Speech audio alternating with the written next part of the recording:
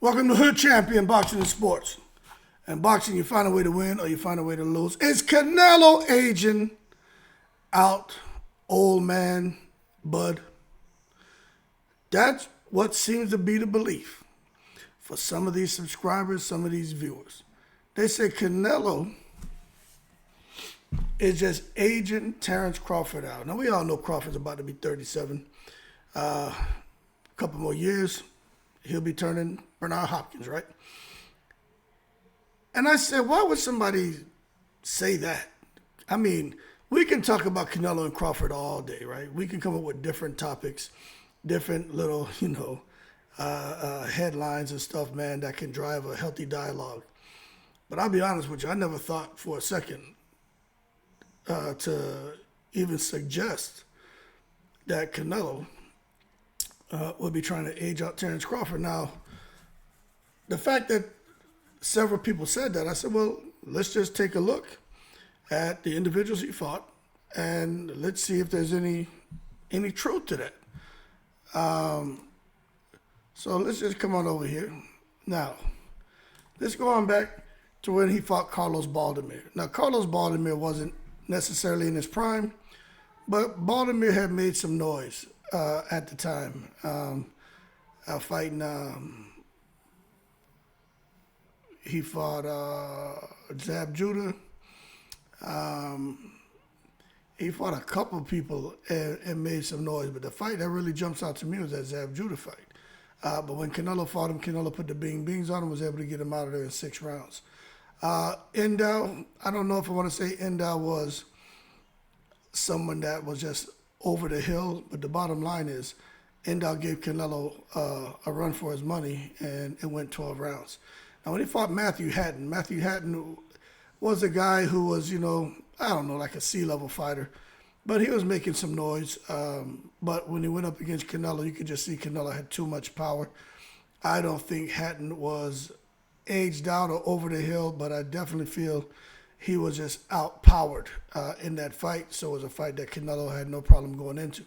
Now, when he went on to fight Ryan Rhodes pushed Canelo, but Canelo was able to go on and get the TKO over 12 rounds. But I don't think it's a case of anyone being aged out or just one of those fights where we'd be calling it an easy fight for Canelo. Now, Alfonso Gomez was definitely never, ever a threat to anyone, anything. One of them guys from the Contender made some noise. I had a little rap group. Got a big win. His big win, Alfonso Gomez, he beat Peter Manfredo. Now, that was a big win for him at the time, but, I mean, it is what it is. But, of course, he posed no threat to Canelo, so that was just one of those things. Went on to fight Kermit Cintrone. Kermit Cintrone, I think, was over the hill at that point, had already been destroyed by Margarito with the damn cement in his glove for that fight. But he went on to get a TKO over 5 rounds over him. Now, Shane Mosley. Now, I think that's fair to say Shane Mosley was not in his prime, and I don't think Canelo intentionally aged him out. Shane just didn't want to quit, and there's a big name, so Canelo took the opportunity to fight him. Now, if somebody wants to say, hey, Shane was over the hill, and if he waits for Crawford another couple of years, Crawford will be over the hill, well, I could understand that. But it's not that he, waited around till Shane Mosley got old. That's not the case. But I could understand that. Josecito Lopez was a young guy, a gunslinger, got in it with Canelo, got his respect, but ultimately Canelo had too much power for him. Austin Trout was giving Canelo hella problems just boxing him, but Canelo was able to go on across 12 rounds and get a unanimous decision. Now, Erislandy Lara was not over the hill. Erislandy Lara was in his prime. He tried to box Canelo the way Floyd Mayweather did, and Lara thought he would get the nod, but he did just enough to lose. I'm going to be in the bathroom. Okay, baby.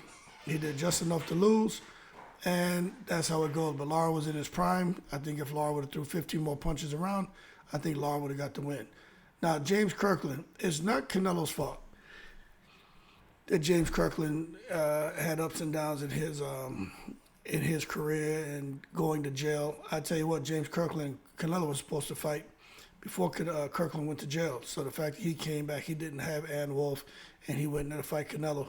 that's James Kirkland's fault that he got the bing bings put on him by Guadalajara, Jalisco's finest. But James Kirkland before prison with Ann Wolf, I think he would have. I think he would have beat Canelo. That's just me. That James Kirkland was a different animal. Now Miguel Cotto wasn't the same, wasn't in his prime, but he still had enough going for him to make the fight interesting and to go 12 rounds with Canelo. But that's a case where if somebody wants to talk about Canelo, cherry picking over the hill fighters. I don't think I agree with that, but I do think Miguel Cotto was over the hill. But I don't think you can blame Canelo for fighting Miguel Cotto at the point where Cotto was in his career. Cotto was just looking to cash out big fights, big money. I think he wanted to win, but I think he knew it was an uphill battle. Now, Amir Khan, that was a cherry pick. That was just some shit he did for a big name and paid Amir Khan a whole bunch of money, and they just fed they fed the Pakistani Khan to the Mexican Lion Canelo, which I just thought was horrible. Then he goes up and starts bubbling up through weight. Liam Smith, which was one of those things, a ninth round KO. Liam Smith just couldn't keep him off him. Julio Cesar Chavez Jr., weight drained him. That was horrible what they did to Julio Cesar Chavez Jr., and Chavez Jr. still went to 12 rounds. Then the Golovkin 1 and 2 fights. Golovkin, he waited long enough, Canelo did, to finally get Golovkin in the ring. And I still think Golovkin in the first and second fight beat Canelo. Some people disagree with me on the second fight. Most agree with the first, but I'm telling you, he beat Canelo in both of those fights. They jerked him. Rocky Fielding, he looked like he left his balls at home when he came in that fight with Canelo. But Rocky Fielding, like he was towards the end of his career as well, and didn't really pose much of a threat to Canelo, being clobbered and KO'd in the third round. Now, Daniel Jacobs wasn't in his prime anymore. Daniel Jacobs was foolish. He wasn't working with Andre Rozier, and he was in between trainers, and he did just enough to lose. And when he did have some success by landing one shot or maybe two shots, he was celebrating, and to me, he was taking it to the stupid in the ring. But nonetheless, Daniel Jacobs was not in his prime. I don't think it was a matter of Canelo waiting to get Daniel Jacobs when he was beyond his prime. But hell, it's not like when Shane Mosley Jr. just did to Daniel Jacobs. We're talking about it's 2024 now. We're talking about 5 years later. So I don't want to say that Canelo he aged him out, because the shit that's happened with Shane Mosley Jr., I would say that's fighting an aged out Daniel Jacobs. Nonetheless, wasn't in his prime, in between trainers, and Daniel Jacobs did just enough to lose. Sergey Kovalev, I don't know what happened in that fight, I'm going to be honest with you. But Kovalev obviously didn't have it all together upstairs. A bit of a disconnect there. And Kovalev lost the fight, got knocked out. A guy who you never seen really get hit or hurt like that, just coming all of a sudden, little small Canelo bubbles up from 159 to like 174 pounds, right? And all of a sudden, he gains damn near 20 pounds, and he clips Kovalev to crush it. That still doesn't make sense to me, but some people say I'm hating. It's all good. Now you got Caleb Smith, who went 12 rounds with him. Caleb Smith was in his prime. Avin Yildirim was a joke. 3 rounds, he said, I don't want nothing to do with this Mexican. Billy Joe Saunders was in his prime. Wasn't a cherry pick at all. Saunders talked his way into a clobbering where he got the bing bings put on him and had his eye destroyed. Fought Caleb Plant in his prime. Bivol, Canelo at this point was feeling himself, even talked about fighting Usyk. Went up there, Bivol kicked his ass all over the ring. Then they had the third fight with Golovkin, which is just horrible. When you look at, he fought Golovkin his second fight was in 2018, September. Then they come back and fight Golovkin, 4 years later. It's just one of those things where that wasn't over the hill Golovkin, who just didn't have a tenth of what he had before. John Ryder tried his best. Jamel Charlo was a fight to make. Wasn't the fight he wanted. Supposed to be Jamal, but shit went left. Then Munguia was in his prime. Then Berlanga is an inexperienced fighter who doesn't deserve the Canelo fight at all. Then to say now that he's looking to age out Terence Crawford, to that I say in the most respectful way, I could see how a person could say that, but I don't know if I agree with it. You know what I'm saying? What it looks like to me is Canelo after Berlanga. It could be him figuring out where he's going to land next and possibly working out a deal where he ends up fighting Earl Spence. Now, I still think the Crawford fight could happen before Earl Spence. But if he goes after Earl Spence over Crawford, then we have to talk. What exactly is going on with Guadalajara, Jalisco's finest?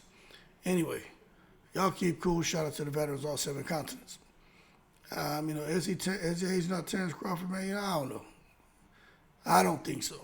But I just think Canelo is a kid, like a spoiled little brat. He go in the candy store, whatever he want, he's used to getting his way. And he's at a point now to where the guy in the store owner's like, hey, look, kid, that candy's not good for you. Get your ass out of here. He's like, yeah, but I have money.